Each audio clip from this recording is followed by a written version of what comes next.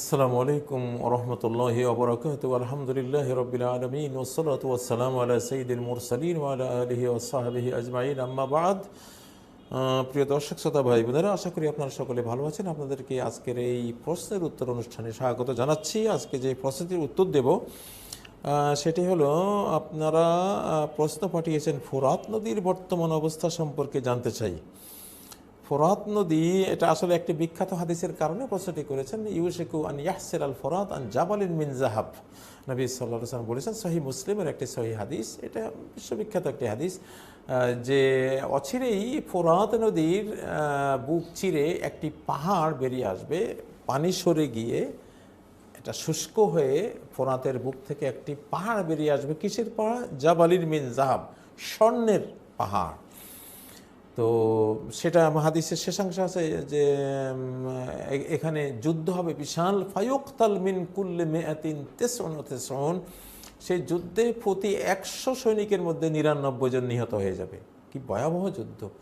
তো এটা সামনে, এটা সংগঠিত হবে। এবং সেই ফোরাত নদীর অবস্থা জানতে চেয়েছেন। ফোরাত নদী অনেকটা এখন মৃত নদীর মতো, আমাদের পদ্মার মতো অবস্থা হয়ে যাচ্ছে ফোরাত নদীর, শুষ্ক হয়ে যাচ্ছে ফোরাত নদী। তো ফোরাত নদীর শুষ্কতার এই আবহে, এই প্রবাহেই, এই পরিস্থিতিতে এই ধরনের একটা পাহাড় বেরিয়ে আসবে, সেটা খুব বেশি দূরে নয়, সেটা খুব কাছিয়েছে। এখন এখানে হাদিসে ফোরাত নদী শব্দটা নেই, ইউশিকু আন ইয়াহসির আল ফোরাত। ফোরাতের শুধু ফোরাত, নাহরুল ফোরাত নবীজি বলছেন না, আল ফোরাত বলছেন। যদিও ফোরাত বললে ফোরাত নদীটাই আমাদের ব্রেইনে সবার আগে আসে, সেই হিসাবে অনুবাদ এটাই আর কি। কিন্তু ফোরাতের যেটা স্বাভাবিক অর্থ মিষ্টি পানি, ফোরাত মানে মিষ্টি পানি। ওয়াসকাইনাকুম মান ফোরাতা, তোমাদেরকে আমি মিঠা পানি পান করিয়েছি। কোরআনে বহু জায়গায় আল্লাহ তাআলা মা আন ফোরাতার কথা বলেছেন। তো যেমন সূরা আল ফুরকানের মধ্যেও এই মা এ ফোরাতের কথা আল্লাহ বলেছেন, তোমাদেরকে আমি মিষ্টি পানি পান করিয়েছি সেখান থেকে। তো যেমন হাজা আজবুন ফোরাতুন ওয়াহাজা মিলহুন উজাজ, সূরা আল ফুরকানের 53 নম্বর আয়াত, যে আল্লাহ তাআলা দু ধরনের সাগর দিয়েছেন। একটা হলো আজবুন ফোরাত, ফোরাত মানে মিঠা, মিঠা পানি। আরেকটা হলো ওয়াহাজা মিলহুন উজাজ, প্রচণ্ড লবণাক্ত পানি, যে সাগরের পানি। তো ফোরাতের মূল অর্থ হলো মিষ্টি পানি। এখন যদি আমরা সেই অর্থ নেই, তাহলে ফোরাত মানে হতে পারে, আল্লাহু আ'লাম, আরব বিশ্বে, বিশেষ করে সৌদি আরবে, কাবার আশপাশে যখন মরুভূমিগুলো নদ নদীতে পরিণত হবে, ঝর্ণা ধারায় পরিণত হবে, তখন এই মিষ্টি পানির এই প্রবাহ যখন বালিগুলোকে সরিয়ে চলতে থাকবে, তখন একটা বিশাল স্বর্ণের ভাণ্ডার এখান থেকে বেরিয়ে আসবে। পাহাড় সম স্বর্ণ, হয়তো কোনো বিশাল রাজা বাদশারা এখানে সঞ্চয় করেছিলেন অতীতকালে, বা আল্লাহর সৃষ্টিতে এটা এখানে বিরাজমান আছে, সেটাও হতে পারে। এখন সময় বলে দেবে এটা আসলে কোনটা। এইসব হাদিস যেগুলোতে প্রেডিকশন রয়েছে, ভবিষ্যৎবাণী রয়েছে, সেই সব হাদিসকে ব্যাখ্যায়িত করে বাস্তবতা।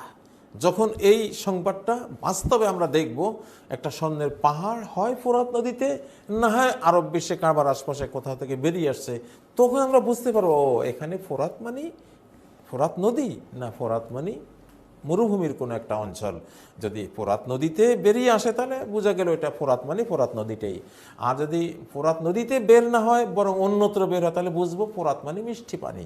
মিষ্টি পানির প্রবাহের কারণে, মরু অঞ্চলে মিষ্টি পানি তো নাই, পানি তো নাই, তো সেখানে আসলে তো মিঠা পানি আসবে, লবণাক্ত আসবে না, যেহেতু বৃষ্টির পানি এবং বরফ গলা পানি। তো সেই কারণে সেখান থেকে বালি সরে গেলে সাধারণত ভিতরে কি আছে সব বেরিয়ে আসে। তো সেটা একটা সম্ভাবনা আছে।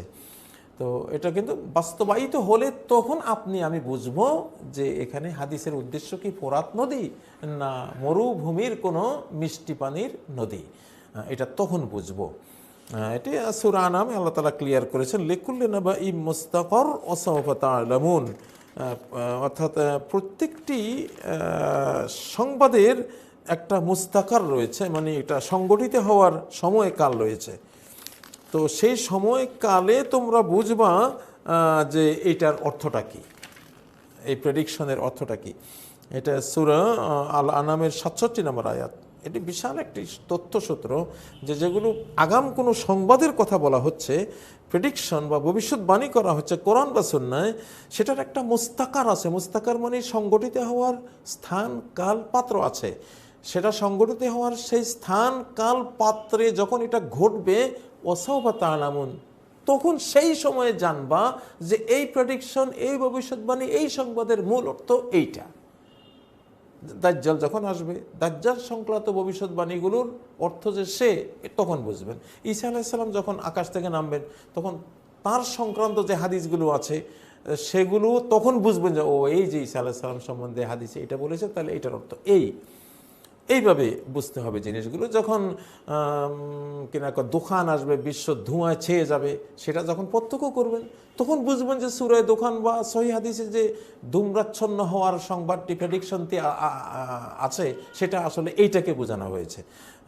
এগুলি বুঝতে হলে একটু অপেক্ষা করা লাগে। এগুলো স্থান, কাল, পাত্র থেকে বুঝতে পারবো আমরা। আল্লাহ তৌফিক দিন আমাদেরকে। একটি প্রশ্নের জবাব এখন দিচ্ছি। আসসালামু আলাইকুম উস্তাজ, আমি অনেক গুনাহের মধ্যে লিপ্ত। নামাজ পড়া হয় কিন্তু জামাত মিস হয়, কিছু উপায় বলুন। আর উস্তাদ, আপনার খুশুসি আমলটা যদি বলতেন। আসলে গুনাহের কথা বলেছেন। আমরা মানুষরা সৃষ্টি হয়েছি পাপ পুণ্যের মিশ্রিত যোগ্যতা নিয়ে। ফাআলহামাহা ফুজুরাহা ওয়া তাকওয়াহা, আল্লাহ আমাদেরকে ইলহাম করে দিয়েছেন কি আমাদের পাপ, ফুজুর, সীমা লঙ্ঘন, আর তাকওয়াহা কি আমাদের তাকওয়া। এই নফসকে সৃষ্টি করার সময় আল্লাহ তাকে তার ফাসেকি, ফাজেরি, পাপাচার কি সেটাও শিখিয়েছেন, তাকে তার তাকওয়ার বিষয়টিও শিখিয়েছেন। তা আমরা মিশ্রিত। মানুষের মডেল যেমন আদম আলাইহিস সালাম, তিনি সমস্ত ফেরেশতার সেজদাপ্রাপ্ত ছিলেন, কিন্তু একটা পর্যায়ে আবার তিনি একটি ভুল করে একেবারে বিভস্র হয়ে স্বামী স্ত্রী জান্নাত থেকে বহিষ্কৃত হয়েছিলেন। এটাই মডেল। মানুষ কখনো উত্থানে থাকবে, কখনো পতনে থাকবে, কিন্তু শেষ পরিণতিটা ইন্নামাল ইবরাতু বিল খাওয়াতিম, শেষ পরিণতি যদি ভালো হয় তাহলে সে ভালো, মন্দ হলে সে মন্দ। কিন্তু মানুষের মধ্যে চড়াই উতরাই, উত্থান পতন, ভালো মন্দের মিশ্রণ থাকবে। গুনাহ, আপনার যে কোনো মানুষ, আমরা জালিম, আমাদের মধ্যে গুনাহ আছেই। আমাদের বাবা যে দোয়া করেছেন, রব্বানা যালামনা আনফুসানা ওয়া ইল্লাম তাগফির লানা ওয়া তারহামনা লানাকুনান্না মিনাল খাসিরিন। এই দোয়ার অর্থ তো আমরা জানি যে আমরা জুলুম করেছি, অবিচার করেছি নিজেদের উপরে। আমাদের রব, আপনি যদি ক্ষমা না করেন, যদি রহমত না করেন, আমরা সম্পূর্ণ ধ্বংসপ্রাপ্তদের কাতারে চলে যাব। তো এটা আমাদের গুনাহ তো হবেই। সহিহ মুসলিমের একটি সহিহ হাদিস যে লাউলাম তুজনিবু লাযাহাবাল্লাহু বিকুম, তোমরা যদি গুনাহ না করতে, অর্থাৎ গুনার যোগ্যতা যদি না থাকতো তোমাদের, লাযাহাবাল্লাহু বিকুম, আল্লাহ তোমাদেরকে অস্তিত্ব থেকে মুছে দিতেন, অস্তিত্বই শেষ করে দিতেন। ওয়ালা জাআ বিকওমিন ইউজনিবুন, আর এমন এক জাতি সৃষ্টি করতেন যারা গুনাহ করত, ফায়াস্তাগফিরুনাল্লাহ, গুনাহ করে আল্লাহর কাছে ক্ষমা চাইতো, ফায়াগফিরু লাহুম, আল্লাহ তাদের ক্ষমা করতেন। আল্লাহ চান যে আমাদের গুনাহ হবে, আমরা ক্ষমা চাইব। তো এখন আপনার গুনাহ হয়েছে, তাহলে তো আমরা গুনার মেশিনেই, আমরা পাপেরও মেশিন, পুণ্যেরও মেশিন, এটা আমাদের হবেই। তো গুনাহ হয়ে গেলে এটাকে ডিলিট করার জন্য হলো ক্ষমা চাওয়া, ইস্তেগফার করা। ইস্তেগফার করলে আমরা ক্ষমা পেয়ে যাব। যেমন সূরা আল বাকারার শেষ 285 নম্বর আয়াতে আল্লাহ বলেছেন, গুফরানাকা রব্বানা ওয়া ইলাইকাল মাসির, তোমার মাগফিরাত চাই আমাদের রব, তোমার কাছে আমাদেরকে ফিরে যেতে হবে। তো আপনি পাপের দ্বারা যে আমাদের ধর্মীয় অস্তিত্ব ছিন্ন ভিন্ন হয়ে যায়, মাগফিরাতের পট্টি দিয়ে এটাকে আমরা আবার রিপেয়ার করে নেই, এটাকে আমরা কি করে নেই, মেরামত করে নেই, তাহলে এটা ঠিক হয়ে গেল। তাহলে গুনাহ হতে পারে। গুনাহ হলে তওবা করতে হবে, ইস্তেগফার করতে হবে, তাহলে এই দুটোর দ্বারাই গুনাহটা দূর হয়ে যাবে। নামাজ পড়া হয় কিন্তু জামাত মিস হয়। জামাতে মিস হলে আপনি চেষ্টা করবেন যাতে মিস না হয়।